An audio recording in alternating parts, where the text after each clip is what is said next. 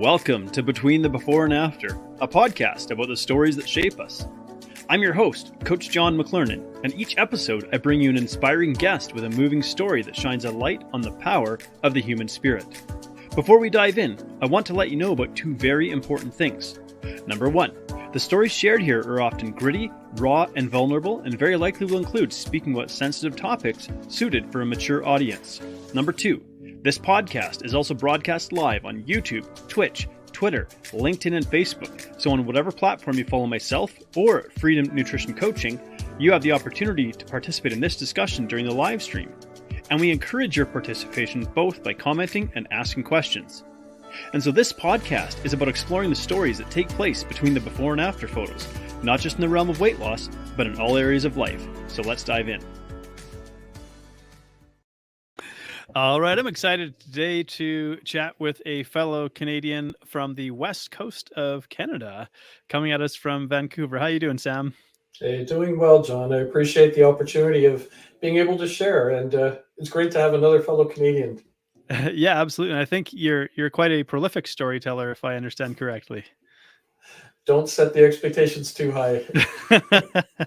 So just before we dive into your story, and because there's a really cool personal journey here, really your journey of like discovering yourself, your roots, your heritage, and really what that brought up in yourself in terms of personal development. But if people were to find you, where would they locate you? Yeah, you'll be able to find me on LinkedIn and Twitter and Instagram. And also, I've got about 190 blog posts that are located on my website. Yeah, 190 of insights and things that have really helped me, but it's also helped others. And that's just www.sam-thiara.com. And Thiara is Thiara. Yep. Awesome. And you're also, do I have this right? Are you a professor at university as well?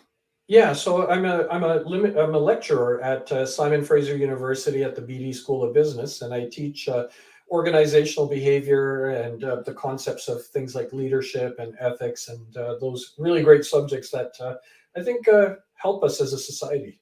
Yeah, so which is really interesting because I'm fascinated by behavioral psychology. When we're talking about organizational behavior, are we looking at like a corporate structure, or are we looking at the behavior of individuals within an organization? Actually, it even stems beyond that. Like I go outside of that. Oftentimes when I'm teaching this, so it is about how do we create an aligned, functioning organization, but it's also about the individual. And oftentimes when I'm teaching my class, it's about personal development. For example, one of the key takeaways in the entire semester is I want students to realize who they are, not what do they want to do. Because I think it's one of those things, if I think it's people just naturally fall into that stream of what they want to do, but asking them, who are you, I think is a really important question because it really helps them navigate then once they realize who they are. And I think that can be a really uncomfortable question to ask. Mm-hmm. A lot of us get stuck into what I want to do because we don't necessarily want to dive into our own deeper sense of identity. It can be a little bit unnerving or uncomfortable. And I think that's actually a great segue into your own story. So because you went on this journey to kind of really discover more about yourself and your identity. Now, were you born and raised in around Vancouver area? Actually, born in England. Okay. Raised in Vancouver. But my parents come from Fiji Islands, which is near Australia, and my grandfathers are from India. So it's quite the hodgepodge of cultural identities. No kidding. And John, I guess you can throw in as well, for 11 years, I played in an Irish military pipe band. So there's a bit of Irish in there as well. That is absolutely fantastic. And, Fiji is a really interesting country because there seems to be, for those who might not know, I actually interviewed a Fijian and told her story of coming to Canada. You can imagine growing up in this beautiful, lush, tropical paradise and then coming to Canada in Alberta in December when it was minus 40, when you've never seen snow or anything like that in your life. So, but Fiji has a really quite a population that's almost divided. I don't know if it's right down the middle, but between those of Indian heritage and those of sort of native Pacific Islander heritage. And it's kind of curious how it ended up with that kind of split or divide. I wonder if it's connected to like British colonial rule. Yeah, it is British colonial rule, because what happened is in Fiji, when it was colonized, the British wanted the indigenous native Fijians to, do the sugarcane farming, but they found that it just never really worked well. So then they looked to India and a particular part, which is UP and Uttar Pradesh, Bihar region, where they do grow sugarcane. And they brought in indentured laborers from Hindu and Muslim to do the sugarcane farming. And Right. slowly the population increased, and more and more people arrived. Uh, Before you know it, then the population did have about a 50-50 split. And then unfortunately there was a coup that happened about a couple of times, and the coup was bloodless, but equally it made people realize that the Indians were the economic base. The native Fijians were more the military and the police. So there Mm. was that sort of struggle of identity, but equally at the same time of homeland. And as a result, many Fijians, Indo-Fijians, as we would say, Mhm. wound up moving to different parts of the world as well because of, they were travelers as well. Right, so they maybe didn't feel quite as at Yeah, home. G yeah. Excuse me, and I think actually in the region of India where they would have come from that you were describing, is it Mhm. like kind of the northeast region of India? Do I have that right? It's probably more the central part of India that Okay. these people had emerged from. Yeah, sort Yeah. of northern but central area as well. Yeah, and so they came in and you said they were indentured, like, we're talking indentured servitude. Is this like, paid, It laborers? it's a softer, I guess, rule of slavery, but a softer Right. rule. They were given a ticket. They were put onto boats. They came to Fiji. If they wanted to, they could go back. Some did, but many stayed. But oftentimes, many of those who went through this, they wound up looking at it as almost a soft form of slavery. But life Mm, in Fiji was better than maybe what they had in India. But what was also interesting is that's the Hindu and Muslim population, and from India there were two types of Indians that came to to Fiji on their own: the Gujaratis and the Sikhs. The mhm, Gujaratis were entrepreneurial uh, people that looked at it as an opportunity to grow businesses, and that's where they came, not as indentured laborers, but they came as people that wanted to build onto the economy. And the mm. Sikhs came as ex-military, ex-police, administrators. Um, so they came on their own as well. And again, they were farmers, so they were also, but not as indentured laborers, but they came in as farmers and thrived in that environment. So people did thrive, and they worked hard, but they thrived as well. Mm-mm. And, I mean, to me, of course, this is really interesting. Are you aware? I'm not sure how connected you are Mhm. to sort of Fiji, but is there still like a bit of a, I don't know if it's like a power struggle between the ethnic Mhm. groups, or is there a greater homogeneity, or I would say that there's a better. It's now better, and part of it is because the realization that if we do have the Indians leaving the economic system, there's going to be this vacuum. Mhm, So, mhm, and I do believe that Fijians do see it. Even those who have moved on to other parts of the world still see their roots as being in Fiji as well. In fact, I would say the generations, of like my parents and the generation that we have mm, now, and even the ones that are coming in, have more closer ties to Fiji than they would India. okay. Yeah. So somewhere in this, Mhm. you had this idea that I need to go and explore my roots or my ancestry, Mhm. my heritage, kind of figure out how how I came to be and to be who I am. How old were you when you started having kind of these sorts of questions? I would say that, think of it this way. I mean, growing up in Vancouver, I moved here when I was 4. You Yeah, know, you start assuming yourself to be, well, you're Canadian. I mean, yeah, as you know, we play hockey, we yeah, eat hot dogs, and when we scrape our knees, we bleed maple syrup. I mean, you yeah, grow yeah, up being Canadian. yeah. And then I think it was when I got to high school, um, you started to suddenly realize that you were actually a visible minority. I mean, prior to it, it never even factored in. But Hmm, hmm. then, at grade 8, you get suddenly beat up because you're a different color. You suddenly are Yeah. like, wait, what's going on here? I mean, I'm Canadian. And The person Right. just said, nope, I don't like Indians. And but they never even really, they were quite ignorant. They didn't even know anything about what it meant to be Canadian or Indian. Right. Yeah. But John, I think the part that really resonated for me was when I went to university, because growing up in Vancouver and in my school, out of a population of, let's say, 500, 600 students, there literally was just a small handful of visible minorities. Yeah. But Wait, when what I, year was this? this was in the 1980s. And Okay. Yeah. then, yeah. And then when I got to university, that's when I actually encountered a much more international and diverse group. And now you're meeting with people who actually have come from India, Pakistan, and from all parts of the world, and they're sharing their culture and identity, their food and everything. And you're like, wait, what am I missing here? And I Yeah. think that's where it actually started, with this idea of realizing that there was this side of my identity that was missing.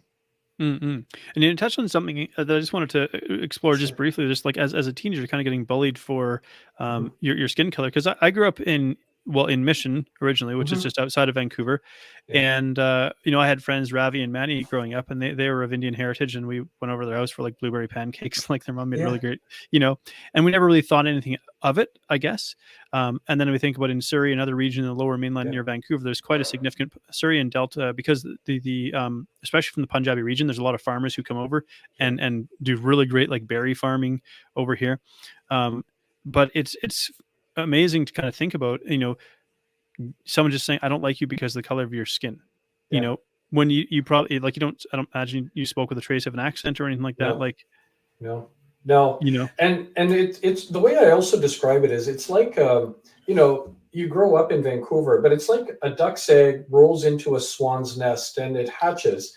And when it hatches, you suddenly, you're a swan too, even though you're a duck, but you never really pay attention to it until somewhere along the way, maybe you're out on the water with the other swans and yourself, and you suddenly see a reflection. You're like, wait, okay. And then you look at the swans and you look at yourself in the reflection, going like, wait, okay, I'm maybe not quite that. And it was interesting growing up, and I write about that in the book that I wrote about my journey to India. Is the fact that growing up, I pushed my Indian identity to the back. I wanted to be Canadian, and you saw yourself as Canadian, but it's later on in life you suddenly started experiencing, wait, there's something that's missing that I think I need mm. to rediscover and really embrace and appreciate. So yeah, and then so did you decide to travel to Fiji first and then to Mhm. India, or how did this journey go for you? I think it wasn't so much planned out that way, but Fair enough.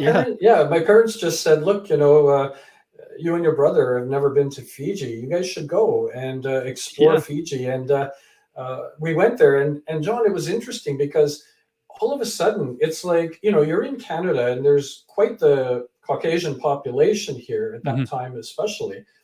And then you get to Fiji, and all of a sudden you're walking around the streets going like, okay, wait, these people are just like me. Yeah. And Yeah. you're suddenly in this environment going like, okay, wait. And then you start embracing more and more of the food and listening to the Yeah. music. And my cousins dragged me out to a Bollywood film for the first time, and I was Yeah. couldn't understand a word, and you're just trying to visualize what they're saying in the pictures and things like that.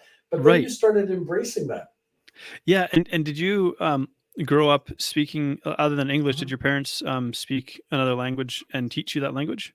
Well, I mean, growing up, it was more of English was predominantly in our family here in Vancouver. And Hmm. it wasn't the fact that my parents said, okay, you got to be Canadian and that means you've got to be this. It just was they got busy with work, and Yeah. they would use the language to some extent, but we never really spoke it. But when I was probably around 13 or 14, my grandmother moved from Fiji to Canada. She didn't speak English. I didn't speak Hindi. So we started conversing. And then as the more and more I conversed, now I'm fluent in like the Fiji dialect of Hindi. But Okay. I'm quite fluent in it, but I still get laughed at because of the sequencing that I put the words in. Right. Okay. Mhm. Yeah, because so trying to learn a language, that's Mhm. in a sense, I don't want to say it's necessarily your mother tongue, but it's a part of your Yeah. lineage. But they use Yeah. like an entirely different alphabet, entirely different. Like it's just to wrap your brain around as an adult can be a real challenge. Yeah. Um, and then there's like maybe the subtle accent hints and things like that that we Yeah. wouldn't necessarily think about. And so if you start speaking it, even though you're fluent in it, would it be evident to a native speaker of Fijian Mhm. Hindi that you're someone who's learned this as a second language? Oh, absolutely. I mean, it's the way I talk, it's the sequencing. I mean, in English, you would say I'm going to the store, but in Hindi, you would say to the store I am going. It's almost like the French version Right. of Yeah. it. And then there's even terms I use that don't exist. I remember saying something and people just laughed at me, and I was like, "What?" And they were like, because I said, whatever it is, I said, "Oh, it's sitting up there," but I used a direct translation in Hindi, and people said, in Hindi, we don't say it's like there's nothing about sitting there. Like sitting means what we do with our butts on a chair, but Right. there isn't anything that sits there. And those are things that, that's why people would always say, okay, say this, talk to me. I want to hear. Right. Right. Yeah. Yeah. Because they wanted to hear how you would express it, and so, but Hmm. what an interesting experience just in that as well, you Hmm. know. And I think it gives a lot greater empathy when we encounter someone who's come to Canada and learning English as a second language, and they're Right. trying to speak it. When we ourselves try to learn a second language or go somewhere and we fumble our words and it just feels awkward and uncomfortable, and there's Yeah. something about it I think that people should experience, so that when you encounter someone who's trying to speak English as a second language, we're a lot more patient with them. We go, oh, like, I now understand the struggle of this and the courage and it takes to be willing to be vulnerable and make a lot of mistakes along the way. No, and John, to that point, I mean, when I teach at SFU, the university, there's also an international college right at SFU. And Hmm. so these are all international students. And yeah, it's not uncommon for these students to be reserved and almost held back because they say, well, what's this person going to say or think? And Mm. my response back to them is, I'm sorry, and I don't mean this in a bad way, but you're no one's priority. I mean, if you were to say something wrong in the store lineup, do you think that person's going to go home and tell people at home? And I said, I'm sorry, we're not that important. So just don't be Yeah. afraid. Don't be afraid to share and to express. The more you try, the better you're going to be at it. Yeah, and actually, I love the way of phrasing that Mhm. no one's priority, and it's like you're unique, but just like the Mhm. other 8 billion people on the planet. Truly, and it's always funny because I even put it up on my lecture slides. I say, "How many of you have fallen down in public?" And I put my hand up, and all these students put their hands up. And I said, "How many of you ran into a post?" And all these hands go up, and mine goes up. How many of you have waved at somebody, and you suddenly realize they weren't waving at you, and you're just sort of waving, and you put your hand down because you're embarrassed, Yeah. and all these hands go up. And I said, so I've done all of those, but do you think they go home and say, "Oh my gosh, you're not going to believe someone was waving at me today, and that I didn't even know who they were"? I'm sorry, we're not anyone's priority, and it can be embarrassing if you fall down in public, but you get back up, and then you carry on with your day. Same thing goes with speaking and Mm-mm. gaining that confidence. And you know what, John, I love it where I get them in the first year. I keep in touch with them and then see them at graduation, and their level of confidence has elevated because of the fact that they have that strength. And they always come back and they always come and find me and talk to me. That's amazing. So when you got on a plane to go to Mhm. Fiji, and so you Mhm. obviously had family over there that could kind Yes. of meet you on that side. Mhm. What was kind of your first impression arriving there?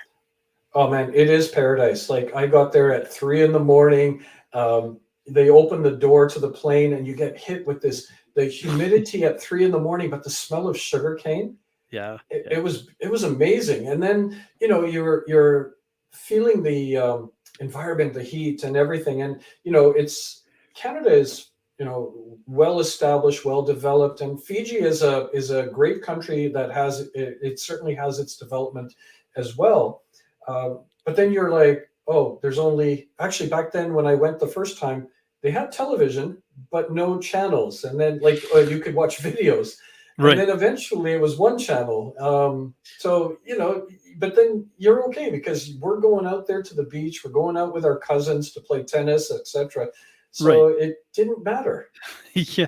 Who wants to sit and watch TV when you literally like people like try to get Hmm. time off just to go to places like this, and this is Yeah. where you would live. and so you're over there and you discover like, okay, there's a lot of people like me here. I feel like in one sense I fit in, but maybe in Yeah, another sense you're like, I kind of don't, because this yeah, isn't where I grew up. absolutely. I mean, you walk into a store and immediately the store owner pegs you as a tourist, and they're going to charge you tourist rate. And even Yeah. if you're wearing local clothes, they peg you as, okay, that guy's a tourist. And the first thing they'll say is, where did you come from? And oh, I just came from my uncle's house. Or sorry, I just say I came from the Sugar Corporation headquarters. No, no, no. What country are you from? And you're like, oh, they know that I'm not a local. Yeah, yeah. You know, no matter how hard you try. But Yeah.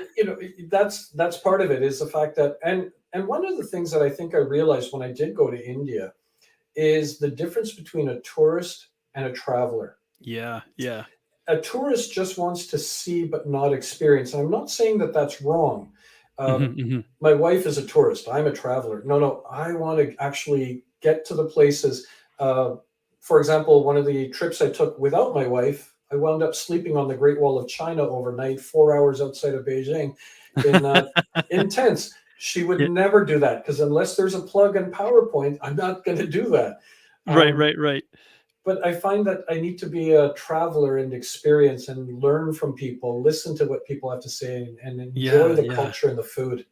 Which I love that, because my wife and I have been both, because we Mhm. spent 3 years on a world tour. Not that we're famous, but I mean, Mhm. just kind of going and living in foreign countries, and Nice. what a difference it is versus like say going to Paris to see the Eiffel Tower, Mhm. versus like staying with locals somewhere in France, or Oh, totally. living in Guadalajara in Mexico instead of in Cancun or Puerto Vallarta, Yeah. where we live in the hacienda with cockroaches and bed bugs, and go to the local store where everything's chili and lime, and everyone looks at you like you have two heads, because they're like, yeah, what are these people, what are these gringos Yeah. doing here? And then we'd have to say, no, we're not gringos, we're actually Canadian and Australian. Yeah. And they love us. Yeah, Also, I went to the Middle East for the first time for yeah. work, but I went to the Middle East for the first time. And it was interesting because people said, oh my gosh, I can't believe you're going to that part of the world. It's so Mm, dangerous. And I landed, my first experience was I landed in Kuwait. And yep, Kuwait is right next to Iraq, and Iraq was going through major upheaval at that time. And people said, you're crazy. And then I yep. went to other parts of the Middle East as well. And when I came back, people were like, oh, so what was it like? How dangerous was it? And I said, it's extremely dangerous. And they're like, really? What did you experience? I said, well, I tried to cross the road and it was so hard. And they were like, Yeah, what about what about yeah, yeah. kidnappings? What about all the gun shooting and all of that? I'm like, it's actually safer for me to walk around the streets of Bahrain than it is for me to walk around in some of the streets here in Vancouver. Yeah, yeah, no So kidding. Take a walk down East Hastings Street in the middle of the night and see how that goes for you. totally. Yeah. But that's where I think people need to experience and travel. And, and obviously you don't want to walk around with $100 bills hanging out of your pocket. Sure, Uh, sure. Just inviting people to, yeah. Totally. But equally, we felt so safe. I felt so safe walking around midnight at those parts of the world. And I think the more we travel, the more. And I love what you said, John, about staying at people's houses or experiencing their hospitality. Oh my Mhm. gosh, the most dangerous thing I did encounter was in the Middle East, and that was when I was invited to a Bahraini mother's house for lunch, and she wanted to feed me, and she just wouldn't stop. Yeah. And that's the dangerous part, is the hospitality. Yeah, my brother lives in Turkey, and Turkey is Yeah. kind of straddles between the Middle East and Yep. Europe. It's a bit of a blend, and sort of a, and once they stop seeing you as a source of tourist dollars, Yep. it's so incredible. They're so love their culture and want to share it with you. And when you show appreciation Yep. for their culture, man, it's just amazing. So, Yeah. like in Canada, we're such a young culture, Mm. that, and I think Canadians in general are pretty hospitable. We got Yeah. our warts and things like that as a country. We're far from perfect. Yeah. Um, but we're such a young culture that we don't have the same sort of deep rooted, strong cultural identity. Hmm. As you go to some of these countries that have been around for, I don't know, thousands upon thousands of years, and when you Yeah. embrace their culture and appreciate it, because Yeah. the Western world is obviously like some of the most advanced and developed countries in the world, and so we're seen in a certain light, and then you go there and you Yeah. show an appreciation for what they have, like Yeah. it's amazing. Like Hmm. even in Mexico, when we started hanging out with the locals, because we're just living in a hacienda and whatnot, like they kind of, it was kind of interesting. Like they kind of never forgot that we were white, but they didn't really treat us all that different because we figured out how to speak, a functional version Yeah, of Spanish. yeah. And, they were so incredibly hospitable. So, but from Fiji, did you go from Fiji to India, or did Mhm. you come from Fiji back to Canada and then take a trip to India? Oh, so I did multiple trips to Fiji, and it was only Yeah. later that I suddenly then thought, oh man, I've got to do this trip to India to seek out and find my ancestral roots. I mean, the Mm. thing was that my grandfather left India in 1905 and hopped on a steamer ship, and the boat was on its way to Argentina, and he wound up in Fiji. And Okay. it's there's one of three stories that, and again, the information you start losing if anyone's ever interested in trying to find their ancestral roots and things. Start early, because the older people become, the more the memory goes. And Yeah. Yeah. when I was asking people, I said, well, how did my grandfather wind up in Fiji? They said, well, he was on his way to Argentina. Cattle ranching is what he had heard about. And there's one of three ways that he wound up in Fiji. Number one, you're coming from a landlocked part of India and you're traveling by boat. Maybe he just had enough of sea travel and said, that's Right. it, I'm I'm getting done, off this darn boat. Yeah. getting off.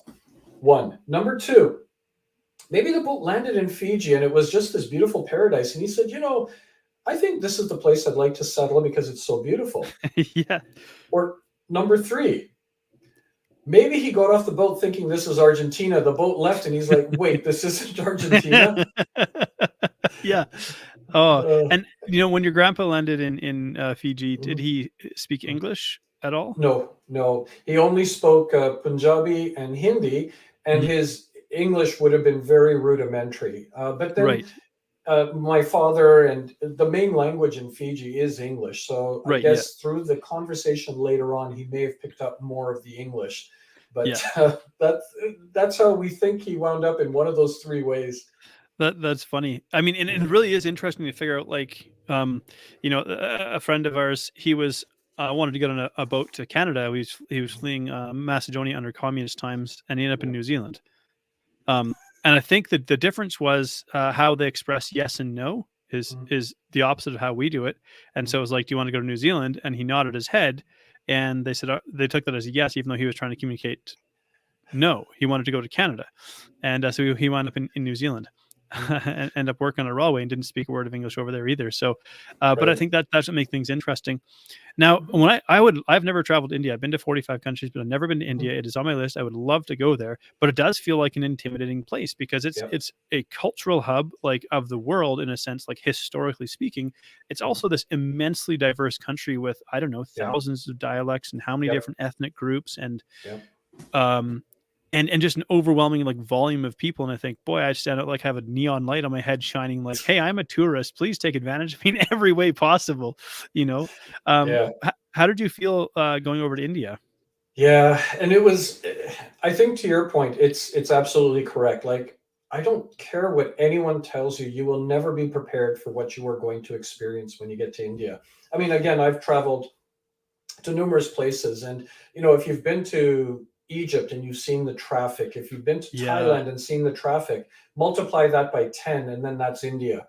And I Yeah. just remember when I landed in India, everything behind the exit out was very familiar to me. I mean, you get off the plane, you go to the immigration slash customs, collect your bags, etc. Uh, but as I got closer to that door, when you exit and now you're in India, the door opened and there was all of this noise and people. And I remember my wife and I stood on the door. It literally felt like the door kept hitting us and opening, and we stood there. Yeah. And I felt like Moses in the Red Sea, because there was a partition on, like a guardrail on either side, and there was literally about 1,000 people. That's what it felt like, Mm-mm. to both sides of us, screaming at us to say, here, we can give you a ride, and this and this and that. And I told my wife, I said, you look to your left, I'm going to look to my right. We have to find our driver. And I just remember, as we're slowly walking and everybody's just trying to reach out and to get us to drive us. I Right. suddenly in the distance saw the name. It wasn't spelled correctly. I said, I don't care. I'm going with him. And that's Right. where Yeah. Yeah.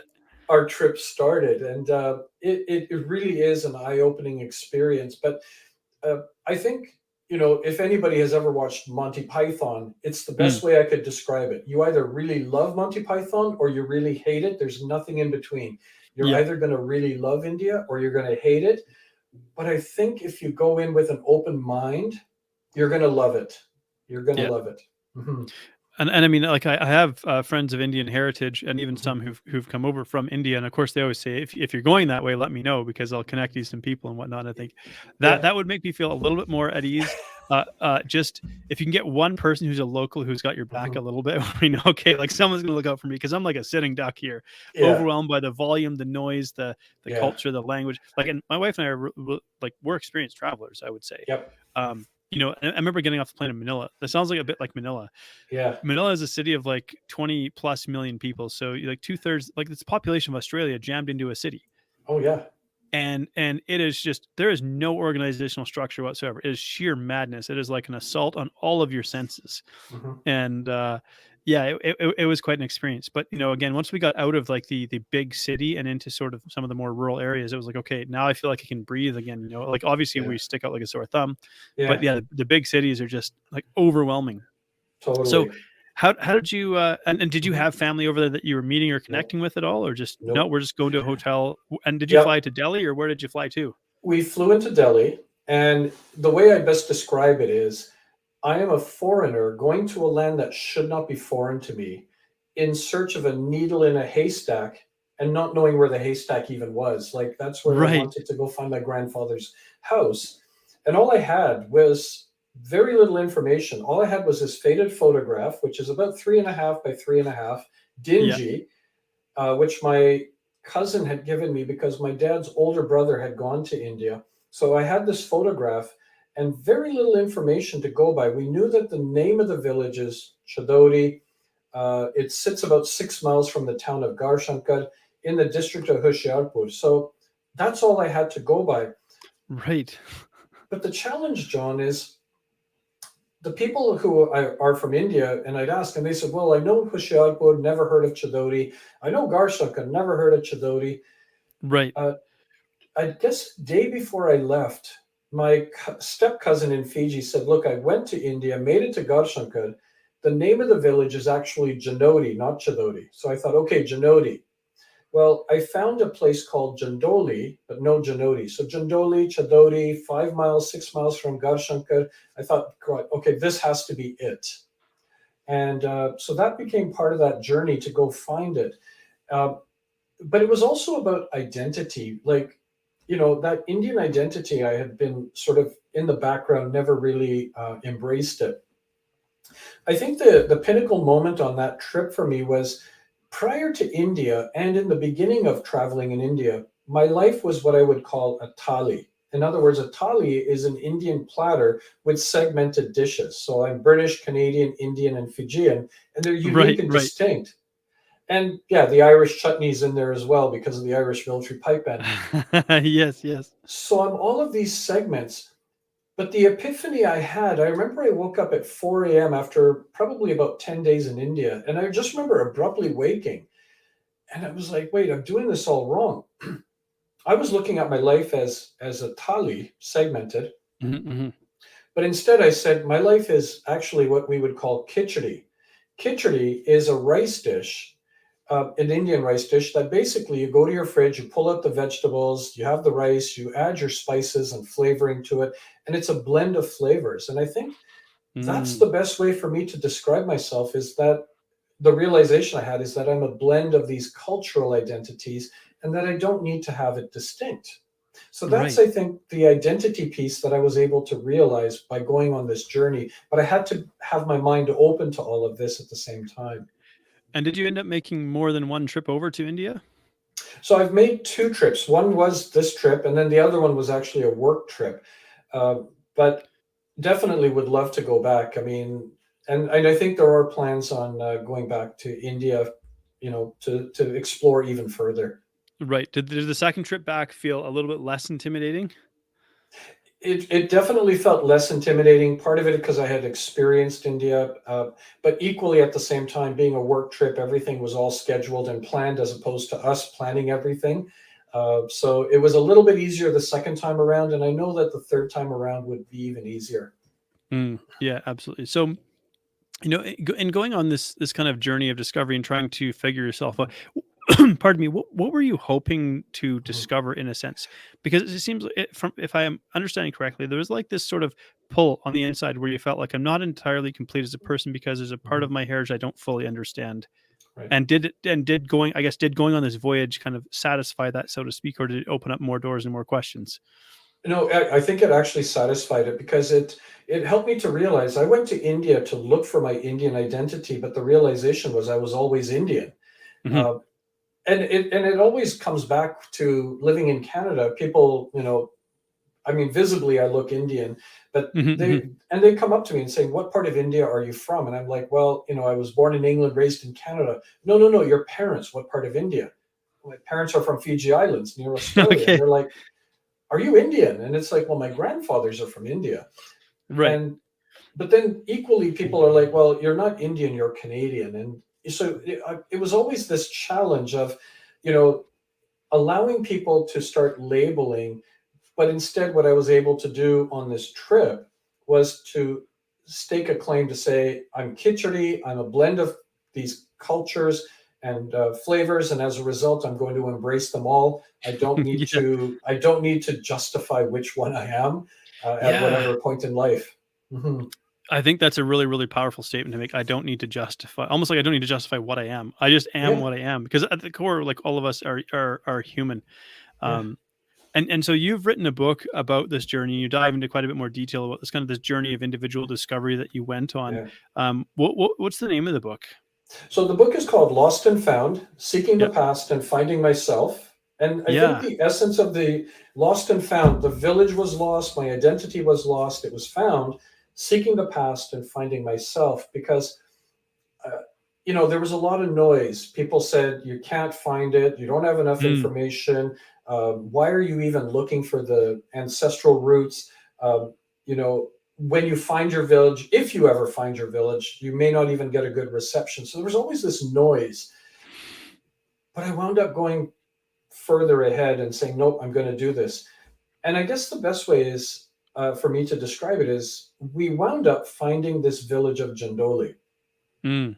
We wound up finding this courtyard. And, here I am walking around with this photograph going, are you part of my family? And Yeah. they looked at this photograph, and the village elder, he came and he said, well, I don't know, but I think we'll see. So he said, I think I know this person that's in the background. And I said, okay. So we wound up going to a house there. And Yeah. then I was writing in my journal with all this anticipation until I saw the person go like, no. And I was like, okay.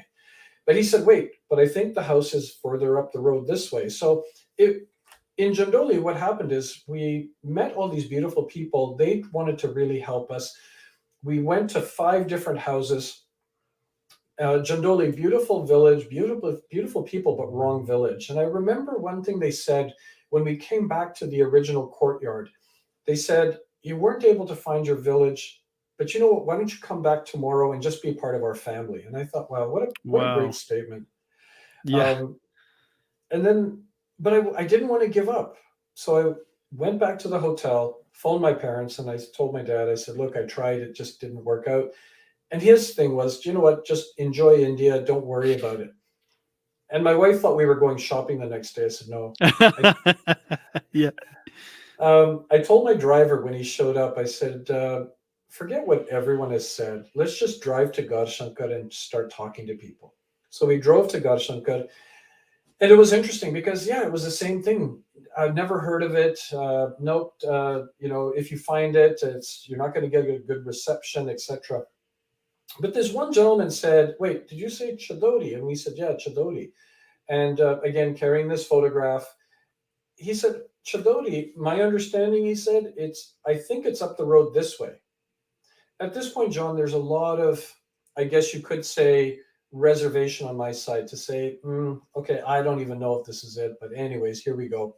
So we drive up the road, 5, 6 miles, and we come up to this archway, and there's an old man seated there. He's looking at the ground, and we interrupt his day. It wasn't busy because he was just looking at the ground.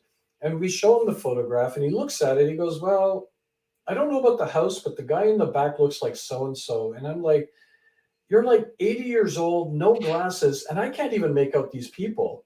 Yeah. But he said, "Okay." And he grabs the picture, gets into our vehicle. We drive to a house. He walks up the driveway, and all these people come out. Mm. And then he's got the picture, and he goes up and he starts talking to people. And I can see the people looking and sort of gawking at us. Okay, who are these people?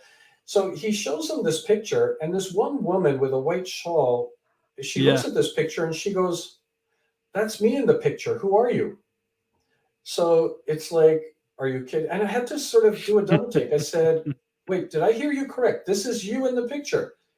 And she said, "Yeah, that's me in the picture, but who are you?" So I had to explain who I was. And what I found was my grandfather's house. And the people that I reconnected with was my grandfather's older brother's family that we had been separated for probably about 3 generations now. So Wow.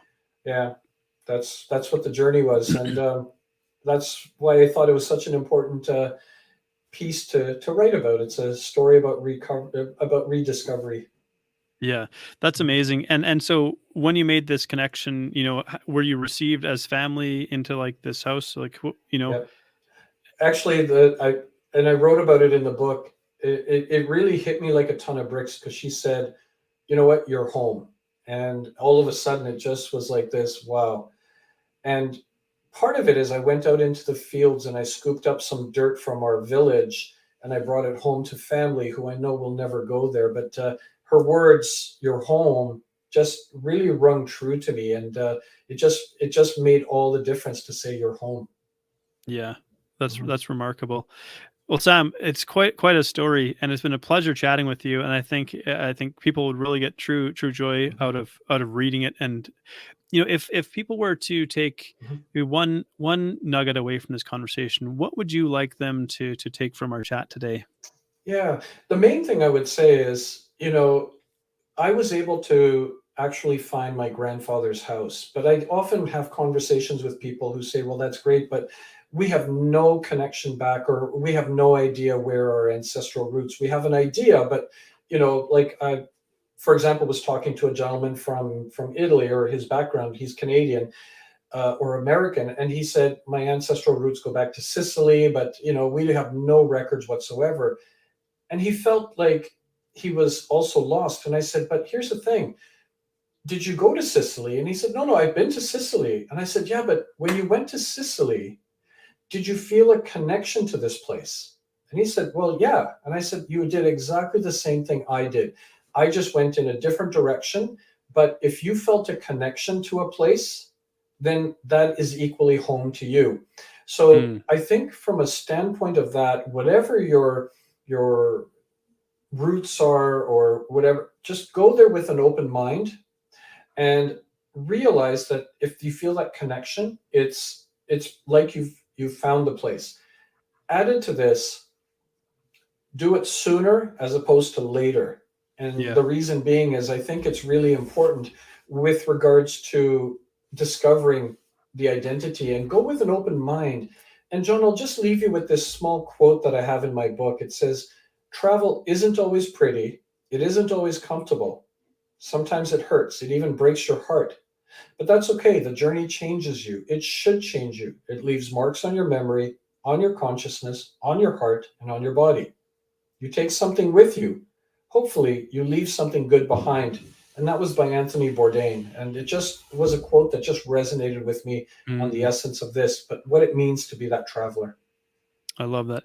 Sam, thank you so much for taking time today. It's been a great conversation, and I look forward to getting to read that story myself. And it may be now working on a screenplay, so you may get to see it on the big screen. That would be a pleasure. Thank you again. Appreciate it. See you, John. Thank you so much for tuning in to Between the Before and After. If you've enjoyed this episode, please like, share, subscribe, or leave a review, because that helps this podcast to reach and inspire more people. I love exploring the stories that take place between the before and after. the powerful experiences that shape who we become. And I love human potential. I love the possibilities that lie within us. So whatever you may be up against, I hope these stories inspire you. Because if you're still here, your story's not done yet, so keep moving forward. Anyone can come from any place of brokenness and destitution and build an amazing life.